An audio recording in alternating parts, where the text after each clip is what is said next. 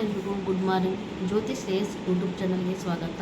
ನಾನು ಇವತ್ತು ಏನು ವಿಚಾರ ಬಗ್ಗೆ ಮಾತಾಡ್ತಿದ್ದೀನಿ ಅಂತಂದರೆ, ಹುಬ್ಬಳ್ಳಿಯಲ್ಲಿ ಒಂದು ರೇಪ್ ಆಗಿ ಕೊಲೆ ನಡೆದಿತ್ತು. ಆ ವಿಚಾರ ಬಗ್ಗೆ ಮಾತಾಡ್ತಾ ಇದ್ದೀನಿ.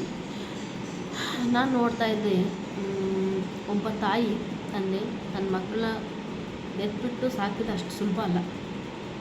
ನಾನು ಕಷ್ಟಪಟ್ಟಿದ್ದೀನಿ, ಇಲ್ಲ ಅಂತ ಹೇಳಲ್ಲ ಮಕ್ಕಳಿಗೆ. ಆದರೆ ನನ್ನ ಗಂಡು ಮಕ್ಕಳು ಹೆಣ್ಮಕ್ಳಿಲ್ಲ. ಆದರೂ ನನಗೆ ಹೆಣ್ಮಕ್ಳು ಹುಟ್ಟಲಿಲ್ಲ ಅಂತ ಬೇಜಾರು. ಆದರೆ ಇದನ್ನೆಲ್ಲ ನೋಡಿ ನನಗೆ ಹೆಣ್ಮಕ್ಳೇ ಹುಟ್ಲಿಕ್ಕೆ ಬೆಟ್ರು ಅಂತ ಅನಿಸ್ಬಿಟ್ಟಿದೆ. ಯಾಕಂದರೆ ನಾನು ಎನಿ ಟೈಮ್ ಮನೆಗಿರೋಕ್ಕಾಗಲ್ಲ. ನಾನು ಹೊರಗಡೆ ಕೆಲಸಕ್ಕೆ ಹೋಗ್ತಾ ಇರ್ತೀನಿ. ಅದನ್ನು ನೋಡಿ ಏನೋ ಇದರಲ್ಲಿ ವಿಚಾರದಲ್ಲಿ ಪುಣ್ಯವಂತ ಅಂತ ಅಂದ್ಕೊಂಡಿದ್ದೀನಿ. ಆದರೆ ಒಂಥರ ನನ್ನ ಮನಸ್ಸಿಗೆ ಇಷ್ಟಿನ ಅನ್ಸೋದು, ನಾನು ಹೆಣ್ಮಕ್ಳು ಇರಬೇಕಿತ್ತು, ಮನೆಗೆ ಬಂದಾಗೆ ದೊಡ್ಡ ನೀರು ಕೊಡೋರೇ ಇಲ್ವಲ್ಲ ಅಂತ ಅನಿಸುತ್ತೆ. ಆದರೆ ಹೆಣ್ಮಕ್ಳು ಬೇಕು. ಅದೇ ಥರ ಒಂದು ಕುಟುಂಬಕ್ಕೆ ಒಂದು ಇಬ್ಬರು ಹೆಣ್ಮಕ್ಳು ಇರ್ತಾರೆ. ಮೂಲತಃ ಅವರು ಕೊಪ್ಪಳದವರು. ಕೆಲಸದ ವಿಚಾರ ಆಗಿ ಹುಬ್ಬಳ್ಳಿಗೆ ಬರ್ತಾರೆ. ತಂದೆ ಪೇಂಟಿಂಗ್ ಮಾಡ್ತಿರ್ತಾನೆ, ತಾಯಿ ಮನೆ ಕೆಲಸ ಮಾಡ್ತಿರ್ತಾಳೆ.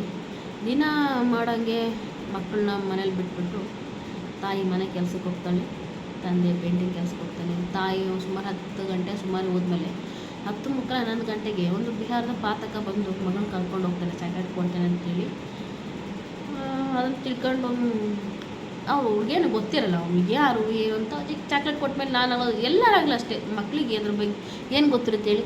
ಅದೇ ಥರ ಹೋಗಿದ್ದಾಳೆ ಮಗಳು, ಚಾಕ್ಲೇಟ್ ಕೊಡ್ತಾರೆ ಅಂತೇಳಿ. ಅವ್ನು ಚಾಕ್ಲೇಟ್ ಕೊಡ್ತಾನೆ ಕರ್ಕೊಂಡೋಗಿ ರೇಪ್ ಮಾಡಿ ಕೊಲೆ ಮಾಡಿಬಿಟ್ಟಿದ್ದಾನೆ, ಕುದಿಸಿ ಸಾಯಿಸ್ಬಿಟ್ಟಿದ್ದಾನೆ. ಮಗುನೆಲ್ಲ ರಕ್ತ ಬರೋ ಹಿಂಸೆ ಕೊಟ್ಟು ಸತ್ತಿದೆ.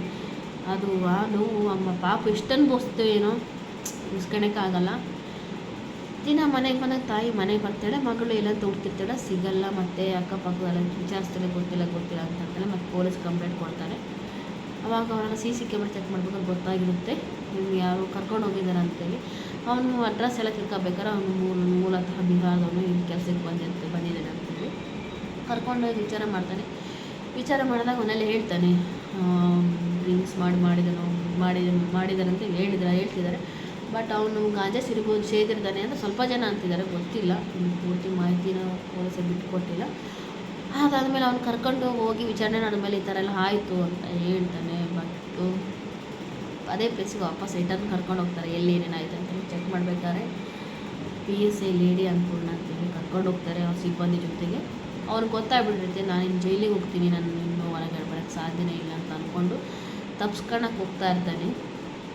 ಹೋಗ್ಬೇಕಾದ್ರೆ ಅದು ಇಟ್ಟಂಗೆ ಎಂಡಿ ತಗೊಂಡು ಬಿಸಾಕ್ತಾ ಇರ್ತಾನೆ. ಅದನ್ನು ಇವರು ಪೊಲೀಸ್ ಮೇಲೆ ಹಲ್ಲೆ ಮಾಡ್ತಾನೆ. ಅವಾಗ ಇವರು ಪೊಲೀಸರಿಗೆ ಏನು ಫೈರ್ ಮಾಡ್ತಾರೆ ಅದಕ್ಕೂ ಹೋಗಲ್ಲ ಅವರು. ಅದಕ್ಕೆ ಇವ್ರಿಗೂ ಗಾಯಗೊಂಡಿರೋ ಅನ್ನಪೂರ್ಣ ಮೇಡಮ್ ಅವರು ಗಾಯ ಆಗುತ್ತೆ, ಸಿಬ್ಬಂದಿವ್ರಿಗೂ ಗಾಯ ಆಗುತ್ತೆ.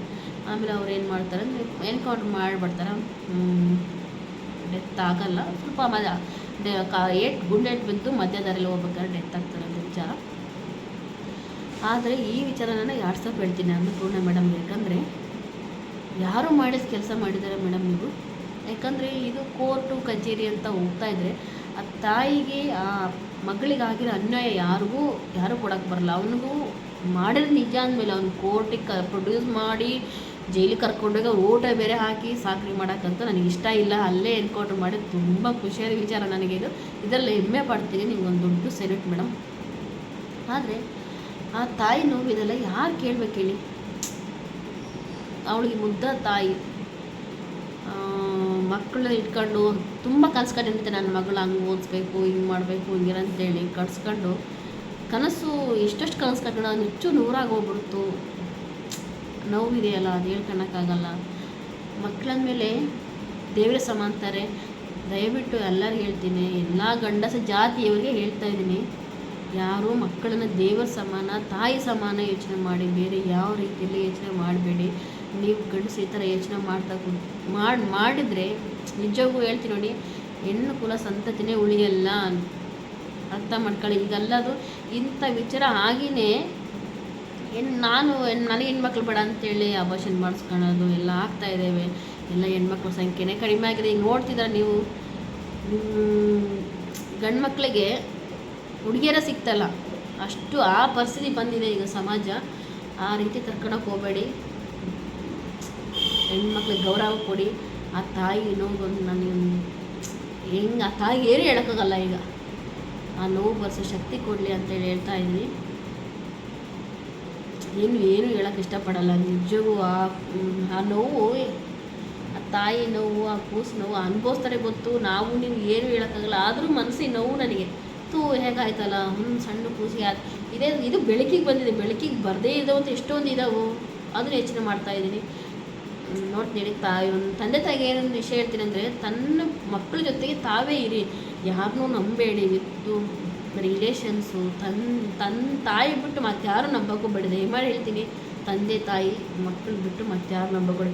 ಅಕ್ಕಪಕ್ಕದ ಮನೆಗಾಗಲಿ, ರಿಲೇಷನ್ಸು ಯಾರು ನಂಬೇಡಿ. ದಯವಿಟ್ಟು ಇನ್ನೊಂದು ಹೇಳೋಕ್ಕೆ ಇಷ್ಟಪಡ್ತೇನೆ, ನಿಮ್ಮ ಮಕ್ಕಳು ನಿಮ್ಮ ಕೈಯಲ್ಲಿ ಸೇಫ್ಟಾಗಿರಲಿ. ಅದು ಅನಿವಾರ್ಯ ಇದ್ರೆ ಜೊತೆಗೆ ಕರ್ಕೊಂಡೋಗಿ. ಹೇಳ್ತೀನಂದರೆ ನಮ್ಮ ಜೊತೆಗೆ ನಮ್ಮ ಮಕ್ಕಳು ಸೇಫ್ಟಿ. ಈಗ ನಾನು ಅದನ್ನು ಎಲ್ಲಿ ಹೋದ್ರೂ ಮಕ್ಕಳ ಜೊತೆ ಕರ್ಕೊಂಡು ಹೋಗ್ತೀನಿ. ಅವ್ನು ಹೆಂಗಸ್ರಲ್ಲ, ಅದು ಗಂಡಸ್ರೂ ಆದರೂ ಜೊತೆ ಕರ್ಕೊಂಡು ಹೋಗ್ತೀನಿ. ಯಾಕಂದರೆ ನನ್ನ ಜೊತೆಗಿದ್ರೆ ಏನೋ ಅಲ್ಲಿ ಮನೆಗೆ ಏನು ಮಾಡ್ಕೊಂತಾರೋ ಏನೋ, ಅಲ್ಲಿ ಮನಸ್ಸು ನೆಮ್ಮದಿರಲ್ಲ ನನಗೆ. ನನ್ನ ಮಕ್ಕಳು ಬೇಗ ಹೋಗ್ಬೇಕು, ನಾನು ಏನಾಯಿತು ನನಗೆ ಆಗ ಅವರಿಗೆ ಟೆನ್ಷನ್ ಆಗಿ ನನಗೆ ಅಲ್ಲಿ ಇರೋಕ್ಕಾಗ್ತಾ ಇರಲ್ಲ. ಅದಕ್ಕೆ ಎಲ್ಲರೂ ಹೋಗಿ ಜೊತೆ ಕರ್ಕೊಂಡೋಗಿ, ಏನು ಬಾರಲ್ಲ ಮಕ್ಕಳು, ಜೊತೆ ಕರ್ಕೊಂಡೋಗಿ. ಇದೊಂದು ಹೇಳೋಕ್ಕೆ ಇಷ್ಟಪಡ್ತಾಯಿದ್ದೀನಿ.